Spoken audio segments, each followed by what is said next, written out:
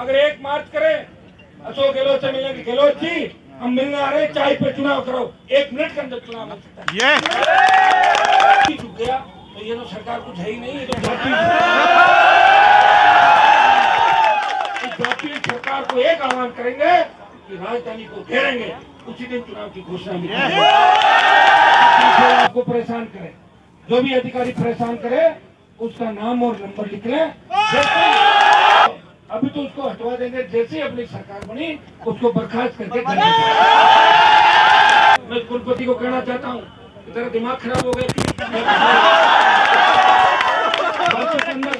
कुलपति हट जाएगा और कहीं सब्जी लेता घूमेगा। नहीं मानो तो 20 साल पहले मेरवाड़ा युग देख लेना कि कुलपति की क्या हालत हुई थी। आज से 24-25 साल पहले विश्वविद्यालय का छात्र हुआ करता था और छात्र संघ अध्यक्ष बन के जो लड़ाई राजस्थान के अंदर मेरे छोटे भाइयों के लिए लड़ी, गांव की स्कूल से पढ़ के कॉलेज यूनिवर्सिटी अध्यक्ष तक का सफर, पीछे मीडिया वालों को और जब मैं विधायक बना मुझे अच्छी तरह याद है, मीडिया वालों को उस समय भी मीडिया वालों वसुंधरा तत्कालीन 360 की वसुंधरा सरकार ने राजस्थान में छात्र संघ के चुनाव बंद करा दिए थे। भाइयों, शपथ ग्रहण के बाद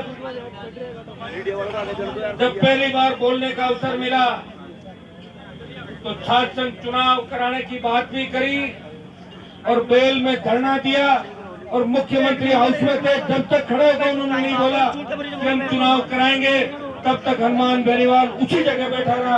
और मेरे साथ उस समय तत्कालीन 23 कांग्रेस और बीजेपी के विधायक जब मुझे देख रहे थे तो बाद में धीरे धीरे वो भी उठ के आ गए। इस राजस्थान के अंदर सबसे बड़ी दिक्कत ये है कि पहल कौन करे, पहल कोई करे तो उसके पीछे पीछे चलने वाले लोग तो मिल जाते हैं नेता, लेकिन आगे कौन आए। जब तुम्हारे छात्र संघ चुनाव बंद किए, दुर्भाग्य इस बात का है, ये तो मनमर्जी हो गई सरकारों की। हमारे बच्चे 5-5 साल मेहनत करते हैं, ऊपर से लिंगडो कमेटी की सिफारिश, चुनाव जीतने के बाद भी जिस तरह का व्यवहार कुलपतियों की तरफ से, कॉलेज के प्राचार्यों की तरफ से किया जाता है, छात्र संघ अध्यक्ष को जो सम्मान मिला करता था, छात्र संघों को जो स्वायत्ता थी, विश्वविद्यालयों को जो स्वायत्ता थी, सरकार ने उस स्वायत्ता को खत्म कर दिया, छात्र संघों को कमजोर कर दिया। और कमजोर करने के पीछे सबसे बड़ा जो कारण है, मैं विधानसभा और लोकसभा के अंदर रहा हूं, एक ही कारण है कि जो दूसरे नेता चुन के आते हैं उनको चिढ़ लगती है कि विश्वविद्यालय की राजनीति से आया विधायक और सांसद बेबाकी से अपनी बात रखता है, वो लड़ने की मादा रखता है, वो सरकार से टकराने की मादा रखता है। जो उनके मन के अंदर एक अलग तरीके की जलन होती है और दूसरी जलन उन लोगों की होती है जो चुनाव हार जाते हैं और बाद में बड़ी कोर्ट छोड़ जाते हैं, जैसे अशोक जी गहलोत यूनिवर्सिटी का चुनाव हारे थे। गहलोत साहब मेरे इस बात को लेकर नाराज भी रहते थे कि बार बार आप 40 साल पहले की बात क्यों करते हैं। तो वही तो कह रहा हूँ, कॉलेज का चुनाव हारे, यूनिवर्सिटी का चुनाव हारे, मुख्यमंत्री बन गए, लेकिन जब किसी विश्वविद्यालय अध्यक्ष का नारा लगता है, नाम पुकारते हैं तो कहते हैं क्या है छात्र संघ और इच्छा, ये उनको तकलीफ है। सारे झुकी, जब मोदी झुक गया तो ये तो सरकार कुछ है ही नहीं, ये तो जातीय सरकार को एक आह्वान करेंगे कि राजधानी को घेरेंगे, उसी दिन चुनाव की घोषणा मिलेगी। पार्टी जिस तरह आप बच्चे एकजुट हो, मुझे सबसे बड़ी खुशी इस बात की है कि यहाँ आप सारे संगठन एक हो। मुझे इस बात की खुशी है कि मुझसे मिलने रात से आज से या 5 दिन से बच्चे आ रहे हैं, हमारी जो छोटी बहनें आ रही है, उन सब की एक ही डिमांड है कि पहले चुनाव होना चाहिए। जो करीब छात्र साथ नहीं बैठते, छात्र नेता वो टकराते हैं आपस में, ये जीतेगा मेरे सामने लड़ेगा। लेकिन मैं आपको बधाई दूंगा, धन्यवाद दूंगा, सारे बच्चे पूरी ताकत से आप लड़ाई लड़ रहे हैं।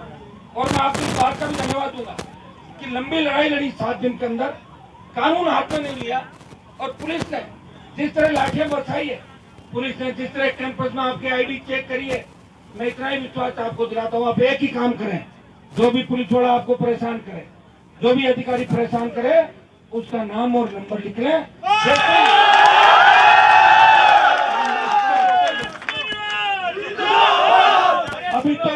अभी तो उसको हटवा देंगे, जैसे ही अपनी सरकार बनी उसको बर्खास्त करके मुझे देना पड़ेगा। और ये तो इस बार आरएलपी बहुत मजबूती के साथ आगे बढ़ेगी। जिस तरह नौजवानों ने करवट ली है, जिस तरह राजस्थान विद्यालय के मुख्य द्वार पे आप लोगों ने हुंकार भरी है, जिस तरह आपने सरकार को ललकारा है, जिस तरह हमारी बेटियों छोटी बहनों ने सरकार को ललकारा है। मैं 2 साल पहले 3 साल पहले देख रहा था कि किस तरह हमारी बेटियां पुलिस से जूझ रही थी यहाँ सामने कैंपस के अंदर मुख्य द्वार पर। और आज ये दुर्भाग्य है कि विश्वविद्यालय के मुख्य द्वार पर धरना देने से पहले आपको अनुमति लेनी पड़ती है। मैं कुलपति को कहना चाहता हूँ, तेरा दिमाग खराब हो गया, कुलपति हट जाएगा और कहीं सब्जी लेता घूमेगा तो ये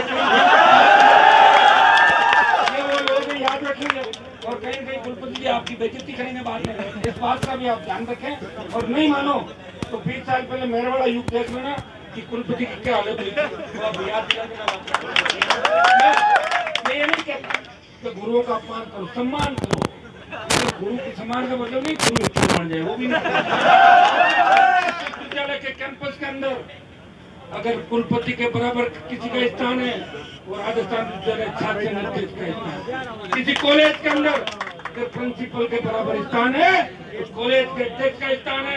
वो लोकतांत्रिक व्यवस्था की पहली सीढ़ी है, जिसे देश और प्रदेश को बहुत से छात्र संघ अध्यक्षों ने इस देश और प्रदेश के अंदर बड़ा राजनीतिक नेतृत्व किया, देश में नेतृत्व किया, प्रदेश में नेतृत्व किया। ये आपका भाई जो नई पार्टी बना के इन किसान, कौम, दलित, एससी, एसटी, ओबीसी की लड़ाई लड़ रहा है, वो शोषित पीड़ित की लड़ाई लड़ रहा है, वो इस विश्वविद्यालय का छात्र संघ अध्यक्ष था, वो किसान का बेटा है और वो लड़ाई लड़ रहा है, वो भी इसी विश्वविद्यालय की उपज है। समय लग सकता है। एक ही संदेश आपको दूंगा, होता क्या है, यह सबसे बड़ी बीमारी एक ही है कि चुनाव जीते उससे पहले तो सबके पैर छूलो जाते और जैसे ही जीतते हैं तब पॉलिटिकल पापा दोष है। थोड़ा सा ध्यान रखना चाहिए। हम ये नहीं कह रहे कोई व्यक्ति अगर एबीपी से जीता है वो बीजेपी में राजनीति करेगा, अच्छी बात है। कोई एनएचओ से जीता है, कांग्रेस में राजनीति करो। अरे चाय पे तो मुझे बुला लो, कभी आज ही रात को काम पड़ेगा, सड़क पे लाठी बजेगी तो कांग्रेस बीजेपी वालों को फोन बंद होगा, मैं तो खुद आ जाऊंगा लाठी लग रहा है। जो निर्दलीय जीतते हैं भाई, उन निर्दलियों को तो दायित्व है वो तो तीसरे मोर्चे की बात करें। आप जो जिता रहे हैं उनका ध्यान नहीं रखो, और जो दूसरों का प्रचार कर रहे हैं उनके लिए नारे लगाओ। ये कौन सा सिस्टम है मेरे भाई, ये तो बताओ। निर्दलीय हम भी जीते थे, निर्दलीय हम भी जीते थे। अभी मैं जब बताएंगे तो चुनाव, मैं किसी संगठन की बुराई इसलिए नहीं कर रहा हूँ कि देखिए मैं निर्दलीय अध्यक्ष बना और ज्यादातर इस विश्वविद्यालय के अंदर एक परिपाटी बनी और निर्दलीय अध्यक्ष बने। और चूंकि अब हमने तो ये भी मांग करी कि पॉलिटिकल पार्टियों का इंटरफेरेंस कैंपस में नहीं होना चाहिए। राजनीतिक पार्टियां फिर बच्चों का शोषण करती है, वो अपने हिसाब से डालती है, ये बयान दो, ये मत दो, ये धरना दो, यहाँ मत दो। उनका मन माफी जो वोट बैंक बढ़ता वही उपयोग लेती है। तो हमने ये मांग करी कि राजनीतिक दखलंदाजी बंद होनी चाहिए। मैं आपको धन्यवाद दूंगा बच्चों को कि मजबूती से आप लड़ रहे हो, और आप जब लड़ रहे हो और आपसे 3 किलोमीटर दूर में बैठा हूँ, मैं बर्दाश्त नहीं कर सकता। मैं इस राजस्थान में राजस्थान सरकार की ईंट से ईंट बजा देगी। आज 2 काम आपको मेरे कहने से करने हैं। एक काम तो आपके बड़े भाई के नाते सीख मेरी मान लो। देखो घर के अंदर बर्तन भी होते हैं ना, बचते हैं। सगे भाई भी छोटी मोटी बात को लेते हैं, आप मम्मी पापा के छोटे छोटे जोर देके मेरा नहीं, मेरे कम होता है। लेकिन तुम सबका एक ही मकसद होना चाहिए कि चुनाव हो। ये कसम लो कि जब तक चुनाव की घोषणा नहीं हो तब तक मंच पे भाषण को लेके और एक दूसरे को नीचा दिखाने का प्रयास नहीं करो। इसका नाम काट दूं, इसको ये कर दूं, गाड़ी में बैठा हूं, ये आप समझ गए ना? ये नहीं करना है। अखबार में भी अगर भेजोगे सबके नाम साथ भेजोगे, जो संघर्ष कर रहे हैं, जो नहीं कर रहे उनको मत भेजो। जो आपके साथ है, जो भी संगठन है, जो भी छात्र नेता, किसी ने आपके लिए लड़ाई लड़ी, इसने प्रयास किया, ये भूख हड़ताल पे बैठे हैं, तो ये इन्होंने शुरुआत की, ऊर्जा दी आपको, जिस तरह मुझे ऊर्जा आप देते हो समय समय पर, इन बच्चों ने ऊर्जा दी और आप अपने दम पर लड़ रहे हो। बड़ा दुर्भाग्य है कि गेट के अंदर हम बैठे।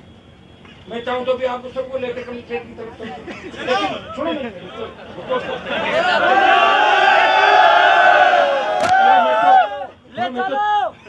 तो तुम्हें सचिवालय के अंदर घुसा दूंगा।